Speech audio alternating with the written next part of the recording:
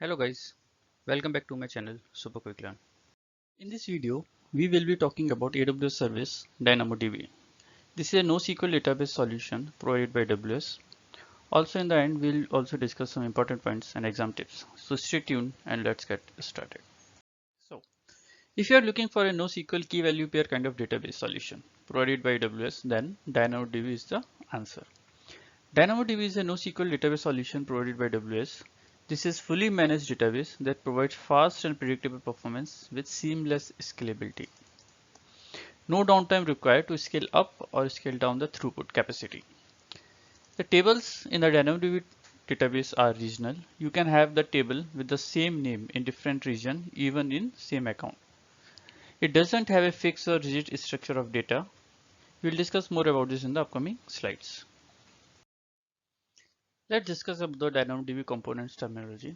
First one is table, which is the obvious one as most of other database. DynamoDB stores data in tables, or we can say table is a collection of data. In each table, we have items that is similar to rows in any other SQL database. One constraint that max size of an item can be 400 KB. Attributes, that is the smallest piece of data under an item. Item can contain one or more attributes. So basically here I am trying to give you basic understanding of the terminology, as that will help us to understand the complete structure of DynamoDB table. So while creating a DynamoDB table, we have to provide a primary key. The concept of primary key is same. Each item in the table should have different value of primary key. It supports two type of primary keys. The first one is partition key and the second one is partition key plus sort key. So in case of just partition key, this consists of only one attribute as partition key, and two items can't have the same value of the partition key. Another primary key is combination of partition key and sort key. In other words, we can call it a composite primary key.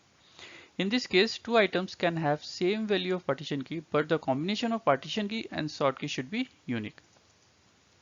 Data in DynamoDB is stored in partition, and using the partition key and sort key, it decides how and where to store the data. DynamoDB uses the partition key's value as input to an internal hash function. The output from the hash function determines the partition in which the item will be stored. If sort key is also used, then all items with the same partition key value are stored together in sorted order by the sort key value. Important point to understand is the partition key of an item is also known as hash attribute.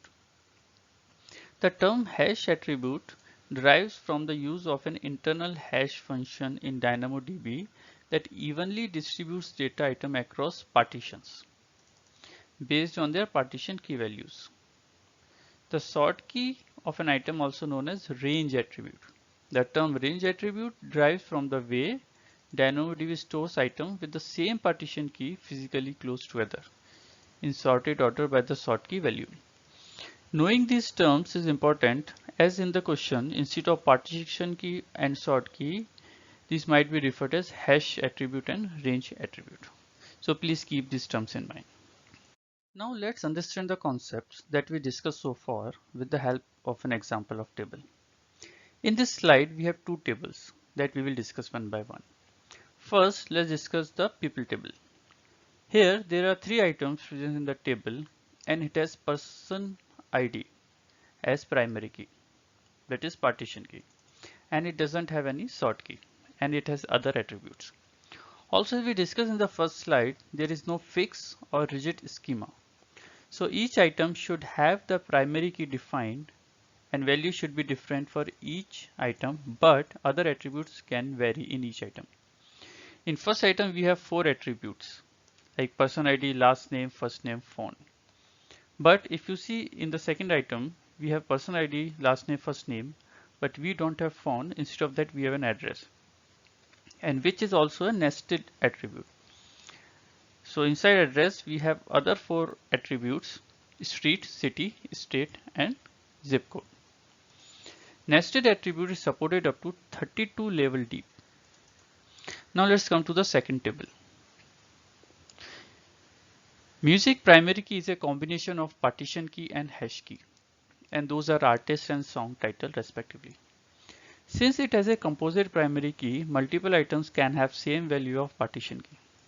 So if we see the item 1 and item 2, the value of artist no one you know is same.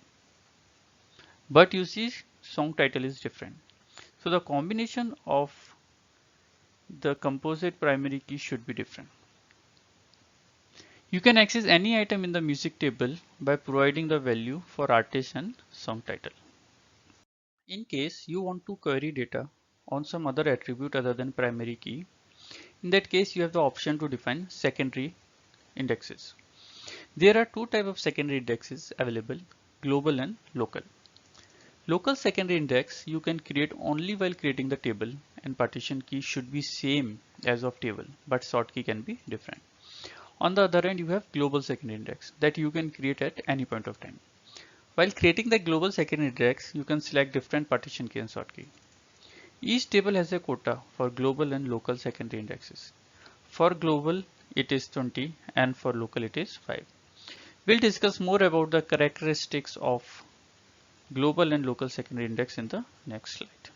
Okay, so now let's compare some characteristics of global secondary index and local secondary index. So let's talk about key schema. So while defining a global secondary index, you can set the primary key as a simple or a composite one. But for local secondary index, it has to be composite. Key attributes: the index, partition key and sort key can be any base table attributes. So there is no restriction. You can use any attribute as a partition key or sort key. But in case of local secondary index, partition key should be same as the table partition key, but you can decide your sort key. Size restrictions. So in global secondary index there is no size restrictions, but in local secondary index, for each partition key value, the total size of all indexes item must be 10 GB or less. Online index operation. Global secondary index you can create at any point of time, either while creating a table or later. You can also have an option to delete an existing global secondary index. But local secondary index has to be created while you are creating the table, and it cannot be deleted. Queries and partition. A global secondary index lets you query over the entire table across all partitions. But the local secondary index lets you query over a single partition as specified by the partition key value in the query. Read consistency. Queries on global secondary index support eventual consistency only, but local secondary index you can choose whether you want to do it eventual consistency or strong consistency. So about read consistency we will discuss more in upcoming slides. Provisioning throughput consumption. Every global secondary index has its own provision throughput setting for read and write capacity. But the local secondary index utilizes the provision throughput consumption from the table itself. Projected attribute. So this is another concept. So when you are creating a global secondary index, you can provide some attributes under projected attributes. So when you are querying something from using global secondary index, then it will be query only the projected attributes. But in case of local secondary index, you can request attributes that are not projected into the index. DynamoDB automatically fetches those attributes from the table. So these are some characteristic differences between the global and. There are two ways using which you can look up data from DynamoDB. First one is scan. This is less efficient as they always scan the entire table or secondary index and then filter out values to get the result you want. This could be a slow operation based on the table size and also if index size grows. And also it can consume all the capacity units defined for the table. We are going to discuss the read capacity and write capacity units soon. Better option is query. You can define your table and indexes smartly and utilize those to run query on your DynamoDB. So query is always preferred over scan when you're trying to fetch any data from table. There are two types of consistency model provided by DynamoDB while reading the data. One is eventual consistent read. In this case, you read data from DynamoDB, you might get the stale data if it is done just after write. But if it is done after some time, you will get updated data.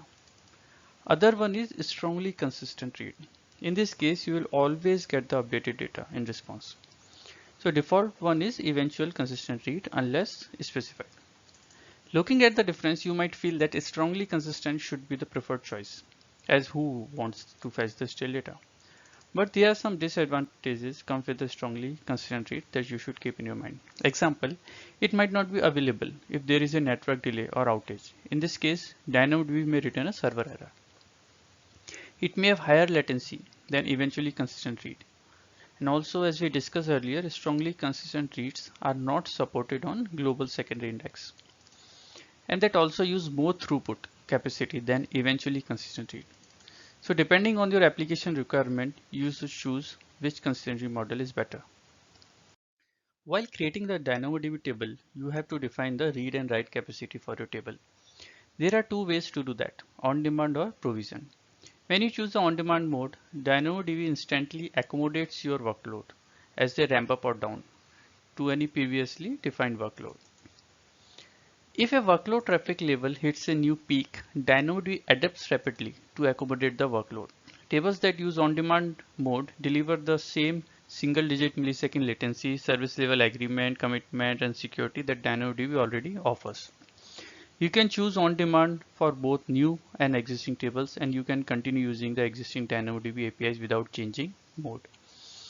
This mode is useful when you are creating a new table with unknown workload, or you have a unpredictable application traffic, or you want to follow the model to pay as you go. Other one is provision. In that case, you have to define the number of reads and writes per second. This is good for the cases when you have predictable and consistent traffic and you want to forecast your cost in advance. Important terms when you define the capacity are read capacity unit and write capacity unit. One RCU, that is read capacity unit, represents one strongly consistent read per second or two eventual consistent read per second for an item of 4 KB in size. If you need to read an item that is larger than 4 KB, DynamoDB must consume additional read capacity unit. The total number of read capacity unit required depends on the item size and whether you are using an eventually consistent or strongly consistent read. Let's take an example. If your item size is 8 KB, you require 2 read capacity units to sustain one strongly consistent read per second. One read capacity units for your choose eventual consistent read, or 4 read capacity units for a transitional read request. Write capacity units or WCU represent one write per second for an item of 1 KB in size. If you need to write an item that is larger than 1 KB, DynamoDB must consume additional write capacity unit. With DynamoDB, we also get a feature as DynamoDB Stream that capture data modification events in DynamoDB tables.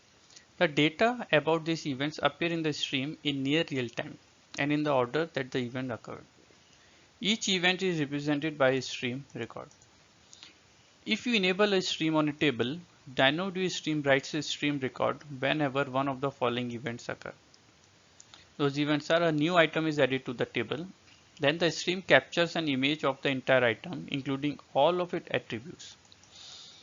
An item is updated. In that case, the stream captures the before and after image of any attributes that were modified in the item. Or if an item is deleted from the table, the stream captures an image of the entire item before it was deleted. Stream records have a lifetime of 24 hours. After that, they are automatically removed from the stream. You can use DynamoDB Stream together with AWS Lambda to create a trigger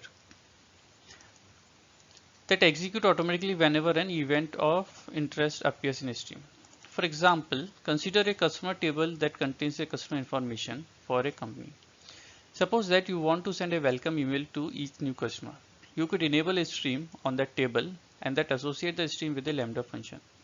The Lambda function would execute whenever a new stream record appears, but only process new items added to the customer table.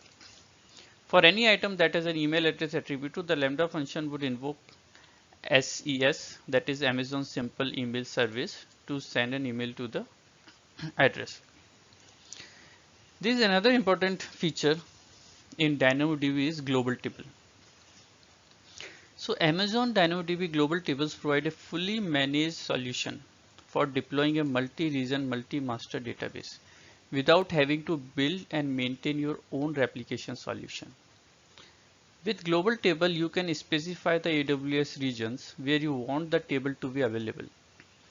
DynamoDB performs all of the necessary tasks to create identical tables in this region and propagate ongoing data changes to all of them. So everything is handled internally in DynamoDB. You need not to do anything specifically for the replication. You just can create a global table for that purpose. We have option of on-demand recovery where you can take the backup of complete table and it will be preserved even when the table is deleted. Also, there is option of point-in-time recovery where you can recover the data to any point in time to last 35 days. And this is helpful in case of accidental delete of write action or table. Now let's discuss some exam tips that will be helpful for the Solution Architect Associate exam. First thing to understand is DynamoDB is a NoSQL database. So if various database types are provided as an option and the requirement is to NoSQL fully managed database, then DynamoDB can be considered as an option as a correct answer. Query is more efficient than scan. As for scan, it reads the complete table and then filters the data based on the request. But in query, you can use indexes to get the subset of data required. Should understand the limitations of strongly consistent read. Use case of DynamoDB stream. If any question asks to take some action based on some activity happen on database, then DynamoDB stream can be used. As we discussed, it can be integrated with Lambda function to do any needful task. Global table features and use case implementation. One important point is DynamoDB stream should be enabled to configure global table because at the backend it uses that feature. RCU read consistent unit varies for strongly and eventually consistent read. So this we have discussed, please keep it in mind.